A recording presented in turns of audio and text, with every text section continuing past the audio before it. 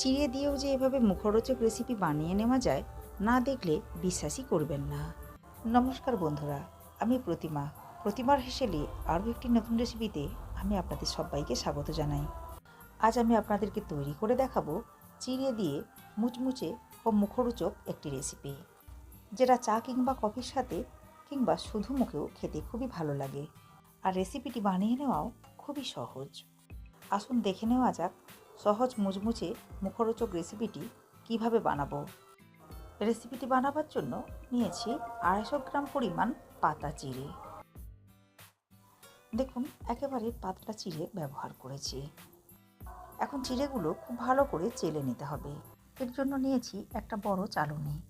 এখন এর মধ্যে চিড়েগুলো নিয়ে খুব ভালো করে চেলে নিতে হবে। দেখুন, চিড়ে খুব ভালো মতো চেলে নিয়েছি। আর দেখুন চিড়ের মধ্যে থেকে কতটা গুঁড়ো বেরিয়েছে। এদিকে একটা মশলা তৈরি করে নিতে হবে।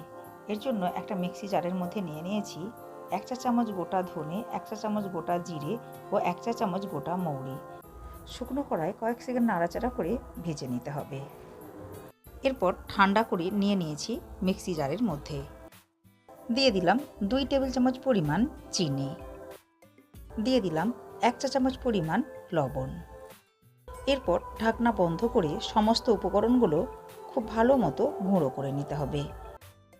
দেখুন, সমস্ত উপকরণগুলো খুব ভালো মতো গুঁড়ো করে নিয়েছি। এখন এটা সাইডে রেখে দিতে হবে। এরপর গ্যাস ওভেনে একটা কড়াই বসিয়ে কড়াইয়ের মধ্যে দিয়ে দিলাম 4 টেবিল চামচ পরিমাণ সাদা তেল। মিডিয়াম ফ্লেমে তেল খুব ভালো মতো গরম করে নিয়েছি। এরপর তেলের মধ্যে দিয়ে দিলাম হাফ কাপ চিনেবাদাম। মিডিয়াম ফ্লেমে বাদামগুলো নাড়াচাড়া করে খুব ভালো মতো ভেজে নিতে হবে। কয়েক সেকেন্ড নাড়াচাড়া করে বাদামগুলো খুব ভালো মতো ভেজে নিতে হবে। দেখুন, বাদাম খুব ভালো মতো ভেজে নিয়েছি। এখন তেল ঝরিয়ে উঠিয়ে নিতে হবে অন্য একটি পাত্রে। এরপর একটা ছাঁকনির মধ্যে নিয়ে নিলাম হাফ কাপ পরিমাণ ছোলার ডাল। আর এই ডালগুলো গরম তেলের মধ্যে দিয়ে খুব ভালো করে ভেজে নিতে হবে। আমি ডালগুলো সরাসরি তেলের মধ্যে দিলাম না। ডালগুলো সরাসরি তেলের মধ্যে দেওয়ার ফলে ডালগুলো ভাজা হয়ে যাওয়ার পর উঠিয়ে নেওয়ার সময় অনেকটা সময় লেগে যাবে। এতে করে ডালগুলো একটু বেশি ভাজা হয়ে যাবে কিংবা একটু বেশি লাল হয়ে যেতে পারে। আর এইভাবে ডালগুলো ভেজে নেওয়ার ফলে খুব সহজেই উঠিয়ে নেওয়া যাবে। দেখুন, ডালগুলো খুব ভালো মতো ভেজে নিয়েছি। এখন ডালগুলো খুব ভালো করে তেল ঝরিয়ে উঠিয়ে নিতে হবে অন্য একটি পাত্রে।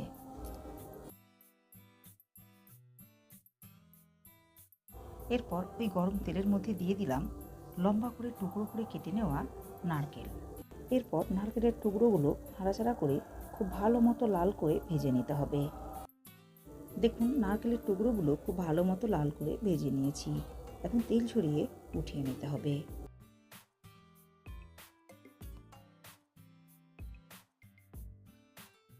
গরম তেলের মধ্যে দিয়ে দিলাম বেশ কয়েকটা কারি পাতা। কারি পাতাগুলো খুব ভালো মতো ভেজে নিয়ে তেল ঝরিয়ে উঠিয়ে নিতে হবে।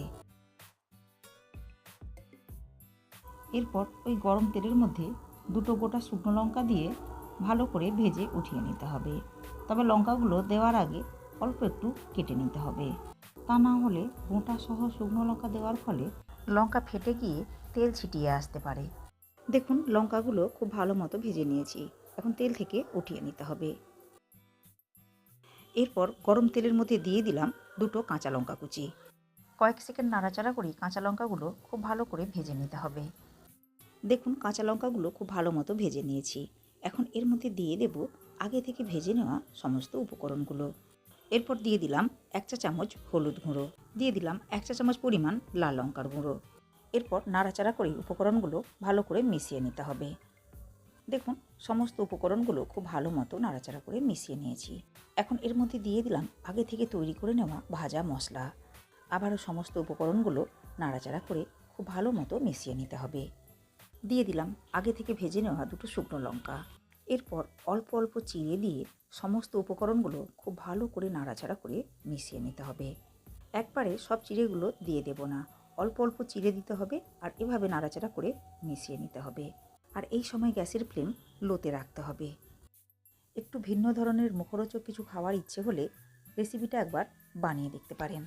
আশা করি রেসিপিটা আপনাদের ভালোই লাগবে। দেখুন সমস্ত উপকরণগুলো খুব ভালো মতো মিশিয়ে নিয়েছি। এখন আগে থেকে ভেজে নেওয়া কারি পাতাগুলো চিড়ের মধ্যে দিয়ে আবারও একবার খুব ভালো মতো মিশিয়ে নিতে হবে। চিড়েগুলো লো ফ্লেমে একটু সময় নিয়ে নাড়াচাড়া করে মুচমুচে করে ভেজে নিতে হবে।